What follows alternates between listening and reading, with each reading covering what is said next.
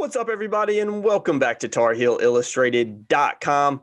Or, of course, if you're watching on our YouTube channel, Tar Heel Illustrated. I'm THI staff writer Jacob Turner, and joining me, as he always does, THI publisher Andrew Jones. And Andrew, we're here for another episode of our top 25 UNC basketball players of all time. You can tell by the title, we're going to be running through the guys we've got ranked 19 through 14 in this one. Before we dive into that, got a really awesome promo going on at our website, TarHeelIllustrated.com.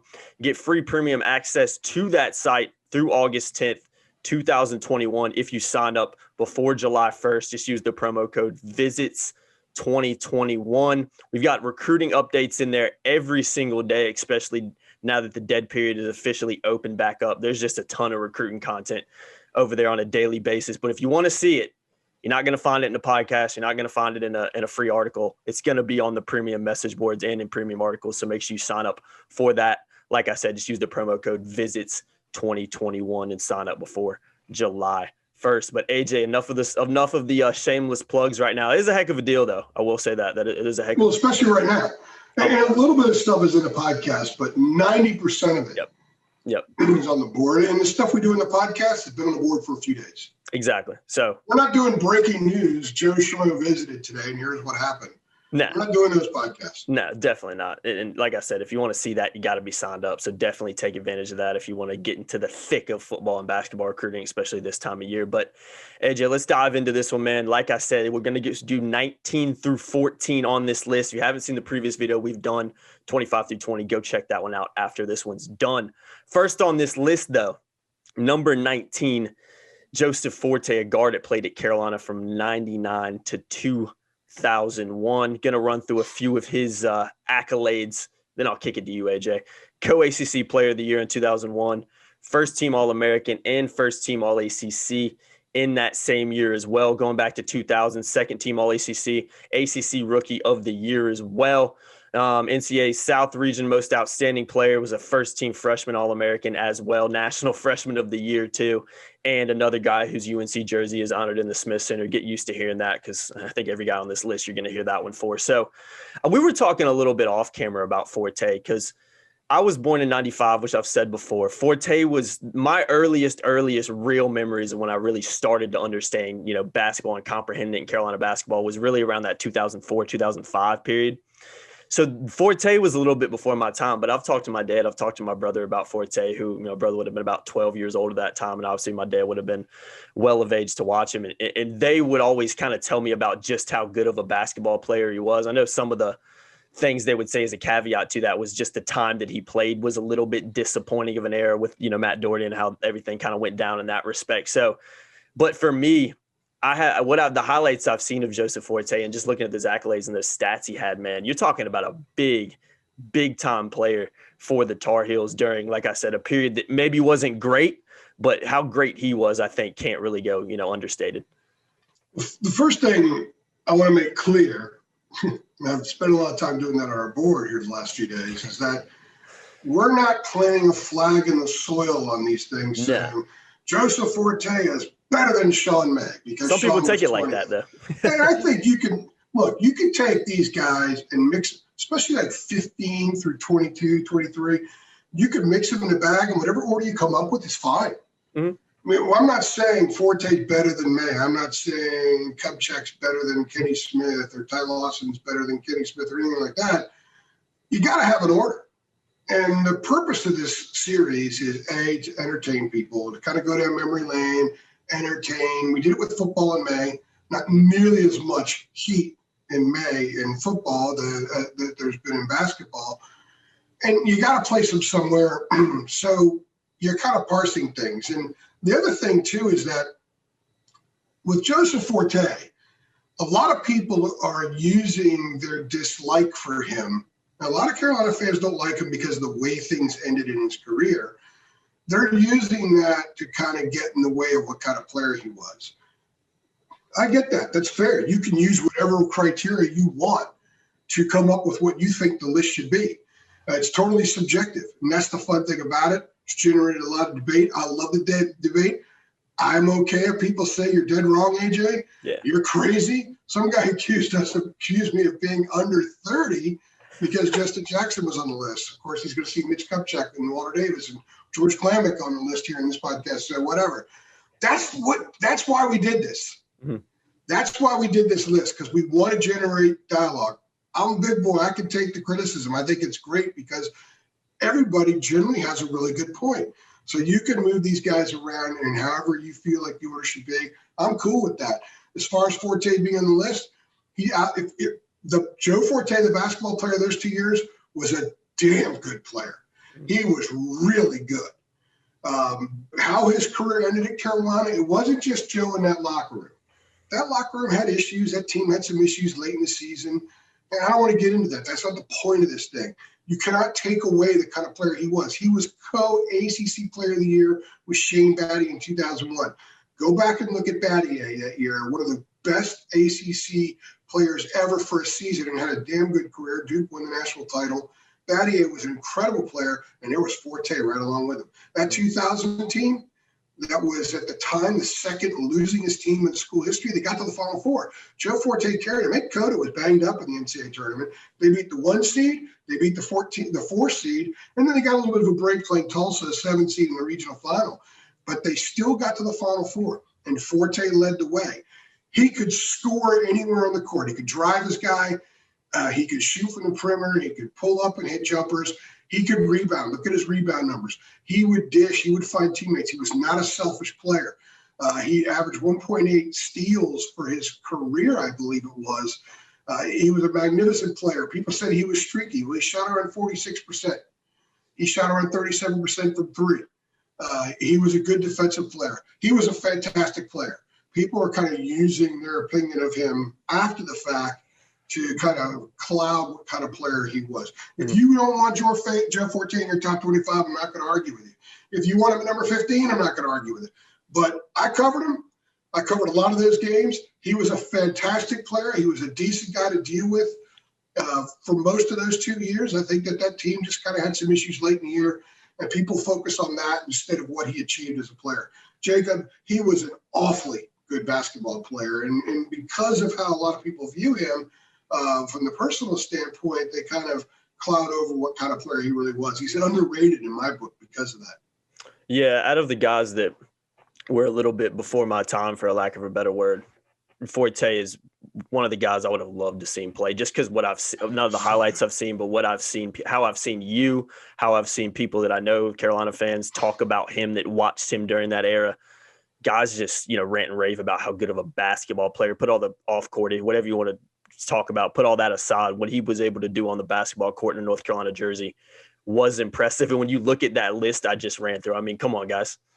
First team All-ACC, first team All-American, rookie of the year. I mean, what more do you want from a guy like that? So that 2001 team won 16 straight games, and they were number one in the country when they went and lost at Clemson, which was, by the way, that game ended about an hour before Dale Earnhardt Sr. died, which is a day people in the state will remember. They like to associate the two for some reason.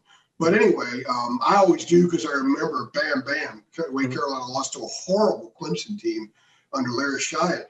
And then they lost their last 5 Sundays of the year, but they had won 16 in a row. They're number one in the country with a lot of – I know Ronald Curry was a great high school basketball player, but he was a quarterback in college, okay? And he was the point guard, and Peppers was coming off the bench. You didn't have a stocked roster on that team, but Forte was phenomenal. And that was one of the – they didn't close well, but there are other Carolina teams, the guys that are on this list. The 86 Tar Heels, they had Kenny Smith and Brad Doherty. They didn't close well either. That happens sometimes. Forte was really, really, really, really, really good. Yeah, agreed. No quarrels from me and him on this list. I completely agree. But yeah, feel free to disagree if you'd like. We welcome that. Coming up next. And you can too. I'm still going to pay you. Exactly. I think it's important to distinguish that, because you haven't been around as long, but you still have an opinion. That's the beautiful thing about this. Carolina fans love to study basketball history, their program's history. Like, I never watched Babe Ruth play, but I think he's the greatest baseball player of all time. It's okay for me to say that, even though I didn't see him play. So you're entitled to having differences as well. You're still going to get paid at the end of the month. Yeah, exactly. No, I agree with Forte. I agree with Forte being where he is. I mean, like anything, you could probably move a few of the guys around and maybe it'll look a little bit better to somebody and look a little bit less accurate to somebody else. But That's what makes it fun, in my opinion. So let's move on to number 18 on this list, Kenny Smith. I know Kenny the Jet Smith, I should say. I know people will recognize that name a little bit more. Guard that played at Carolina from 1983 to 1987. National Player of the Year by Basketball Times and the Sporting News in 87. First team All-American in 87 as well. Three-time All-ACC player. Patterson Medal winner in 1987. His UNC jersey is honored in the Smith Center too. Kenny's a guy that obviously I know from, I know KJ played for the team. Obviously, what you've seen him do on TNT with his NBA coverage, is a fantastic analyst, very entertaining to listen to. Carved out a very good career in that, but also had a solid NBA career as well. But when I look at Kenny Smith, he's a guy that personally, obviously way before my time, I don't really know a lot about in terms of how good he was at Carolina. I've seen highlights, I've seen photos, and all. I've read stuff about him, but I didn't get to watch him during that era.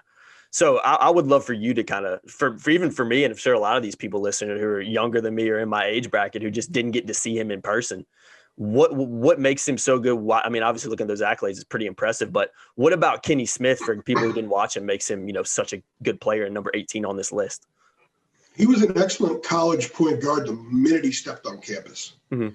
And if you look at the 84 team, which when healthy, you could argue is the greatest Carolina basketball team of all time, they just didn't achieve what they maybe should have achieved, but part of that was because Kenny got hurt.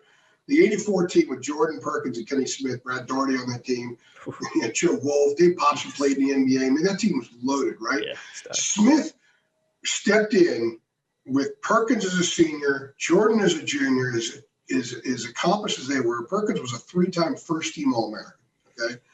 And he stepped in and just blended right with those guys. He was a tremendous floor manager.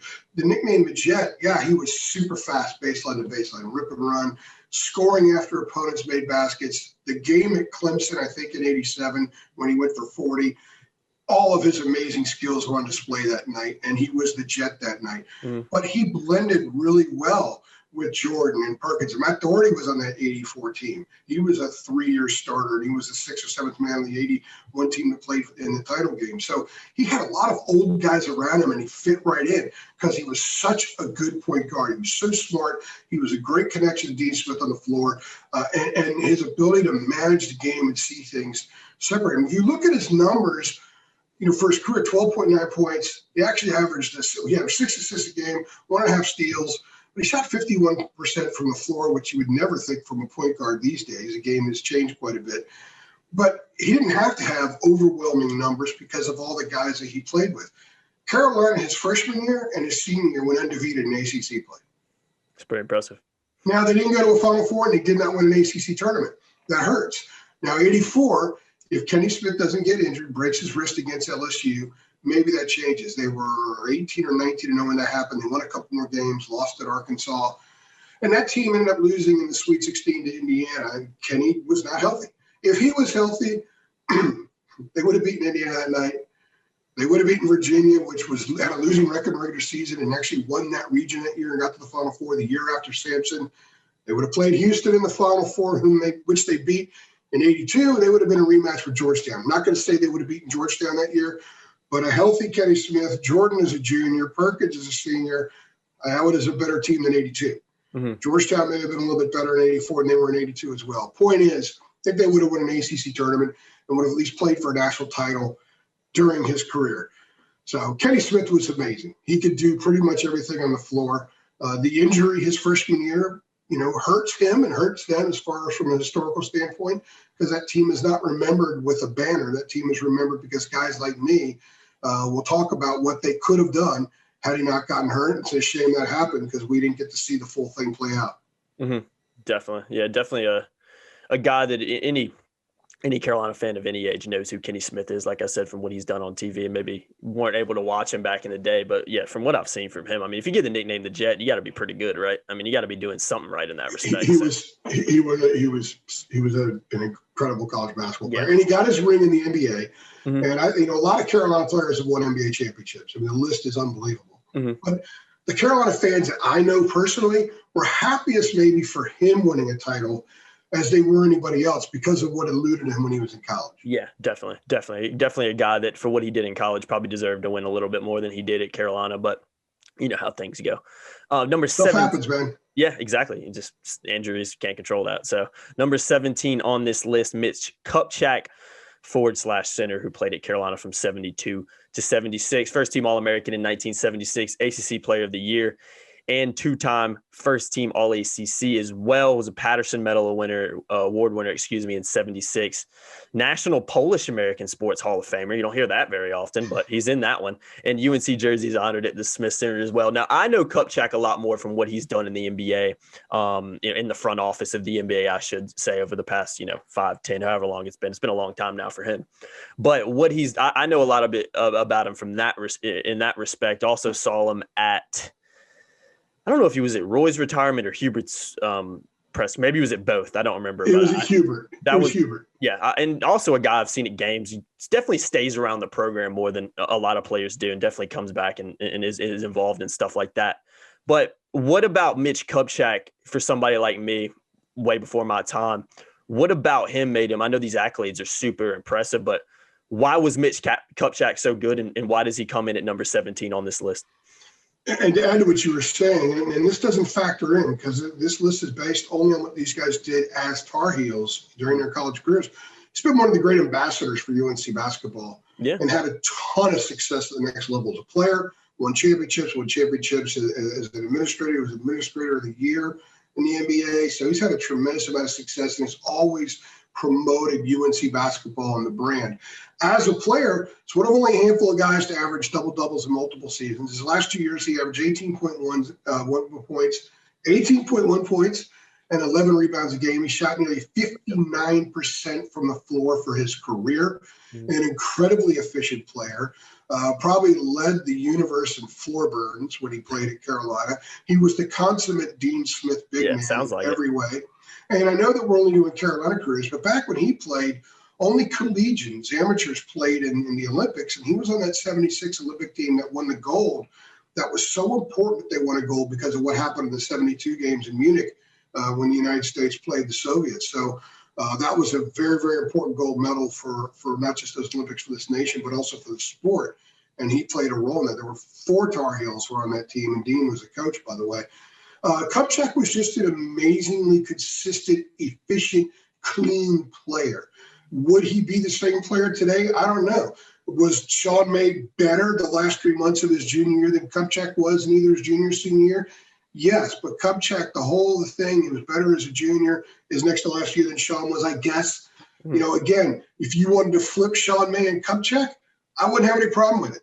Yeah. You just got to have guys come in. I think 17 is a worthy spot for him. 20 would be a fine spot for him. There weren't a lot of things he couldn't do as a big man. He was just, Dean Smith would have sculpted the perfect center for him back at that time. It would have been Mitch Kupchak. There wasn't anything he didn't do well. The rebound, the turn away, the outlet pass.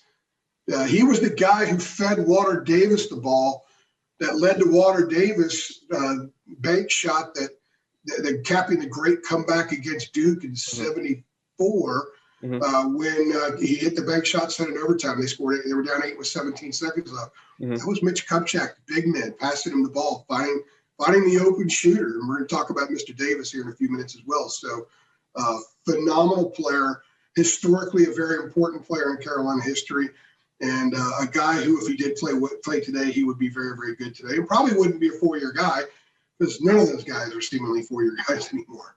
Yeah, I think consistency is probably the biggest thing with him, because you mentioned being one of the few guys that, average double-double over multiple seasons. And I think consistency should play a big factor, because obviously there's probably guys 4 years. There's probably obviously guys on this list who maybe had a better season, or like you mentioned with Sean May, had a elite 3 months towards his end of his career at Carolina. But I think consistency factors in as well. And when you look at a guy like Mitch Kupchak and what he was able to do over a 4-year period at Carolina, he's got to be. And some people on the board were saying, well, Brad Daugherty, he was the number 1 pick of the draft. Well, again, that doesn't factor into it. Yeah, it doesn't have anything to do with it, yeah. Kupchak, he won an ACC tournament championship back when the ACC tournament championship was 1,000 times more important than it is now. He also played at a period where, not his first couple of years, only one team went to the NCAA tournament. And his junior and seniors, when they started allowing a second team to go to the tournament. So he didn't get to a Final Four, but the 74 team was number 5 club in the country. they played in the NIT, and they were the third best team in the ACC. State won the title that year, ending UCLA's run. They beat Maryland in the ACC championship in probably the greatest ACC game ever played.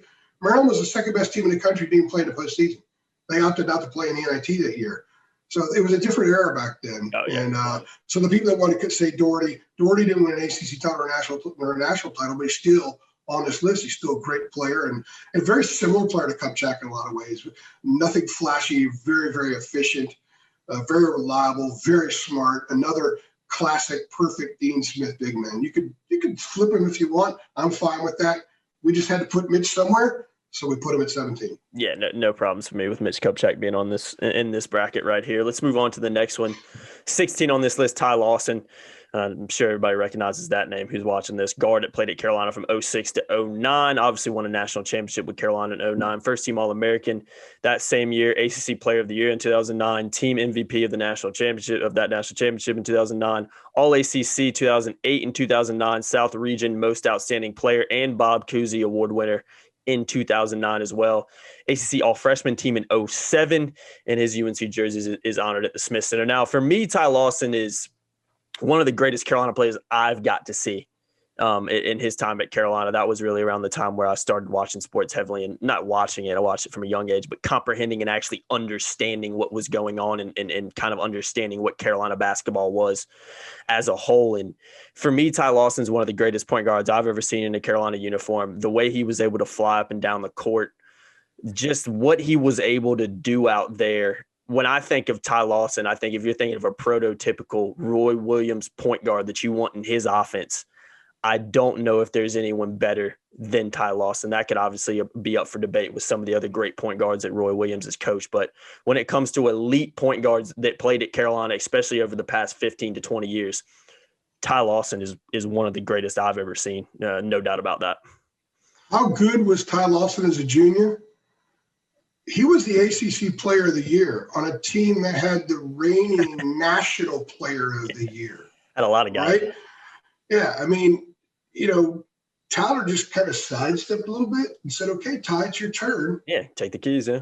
Lead this thing. And by the way, there's a guy named Ellington on that team and a guy named Green who's still kicking you. Wonder what they're doing nowadays. Yeah, I mean, Deion Thompson, we can go on. I mean, that to me, that was the last great college basketball team. Yeah, I would agree. The 2009. I know that 12 Kentucky was really, really good, but I think 09 Carolina was better. They were older. They were more mature. They had learned some lessons. We talk about redemption for the 17 team after losing at the buzzer in 16.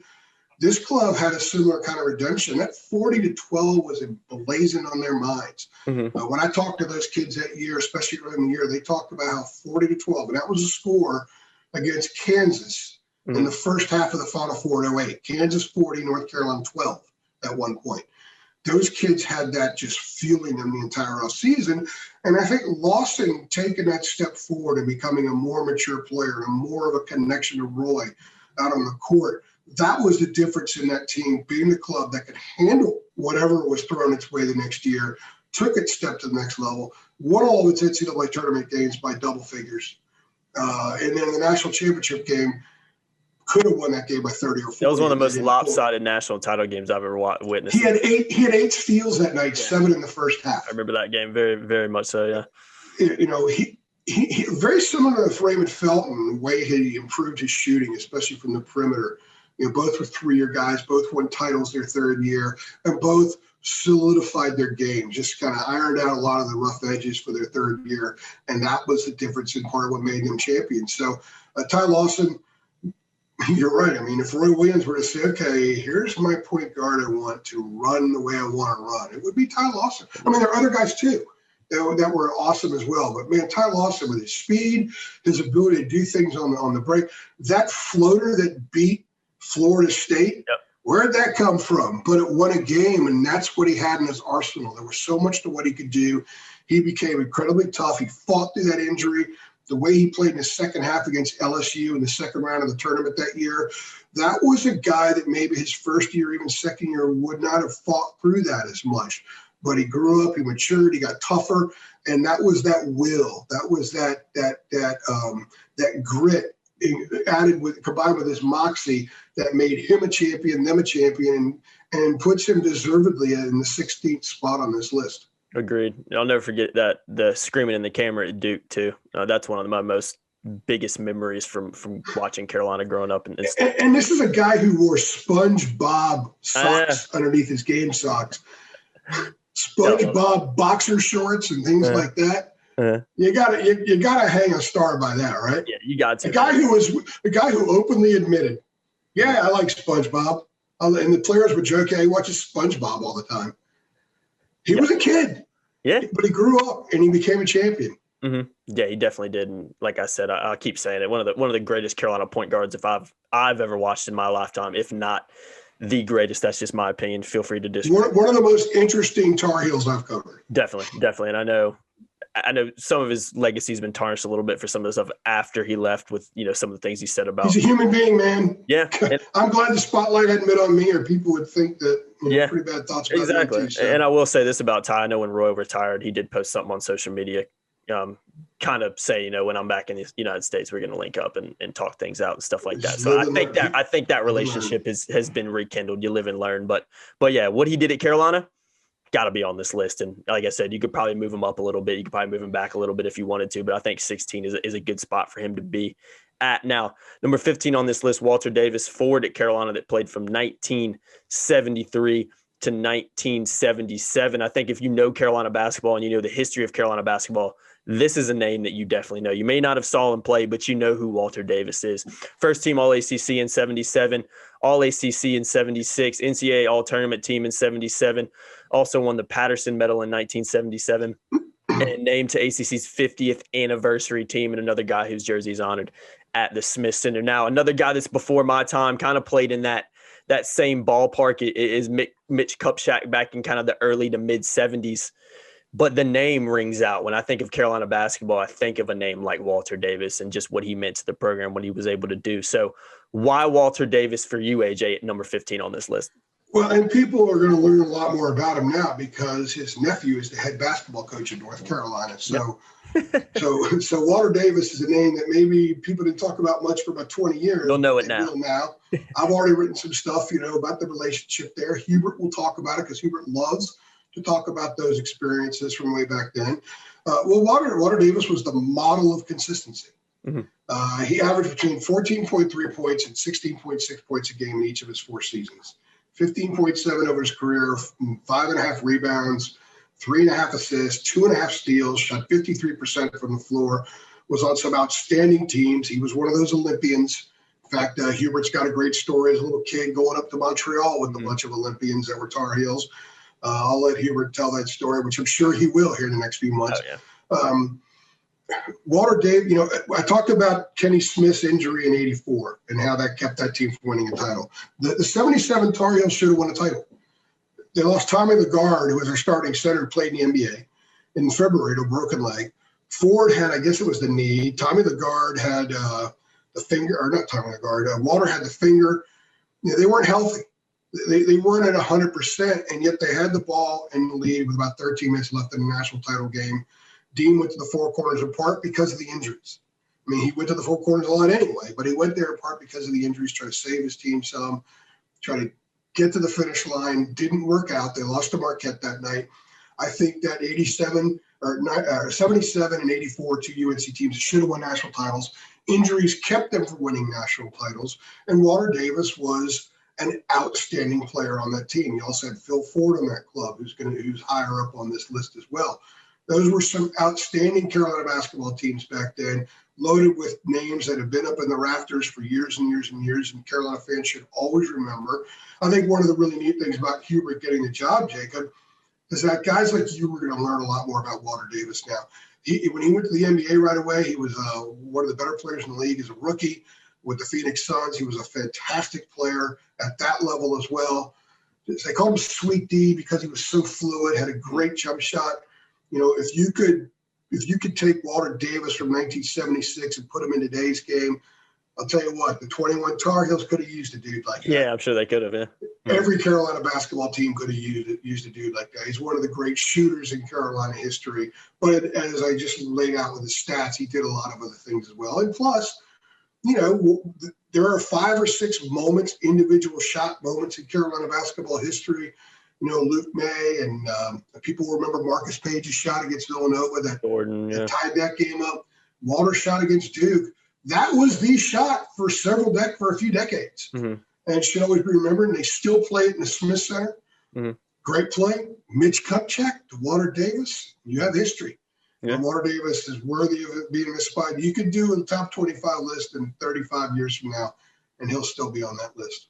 Definitely. Consistency, another big thing with him. And I think that's why he deserves to be on here as high as he is. Absolutely. Because to me, if you can do it over a 4-year career as consistently as he did, that to me is more impressive than one guy flaring up and being, maybe the best player in college basketball for a season.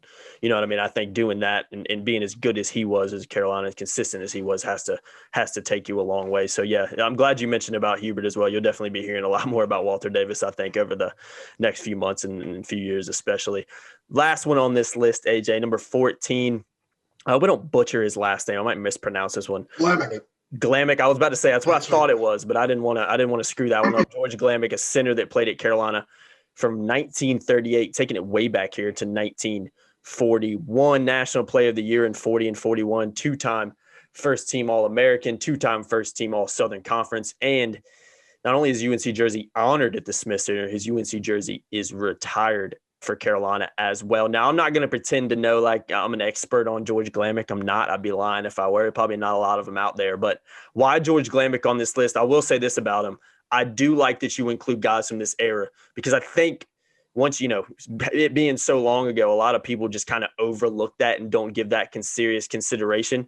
But there are guys back then that set the precedent and made Carolina basketball what it is today. And were the elite of the elite back when they played. So for you, though, AJ, why'd you decide to throw him at 14 on here?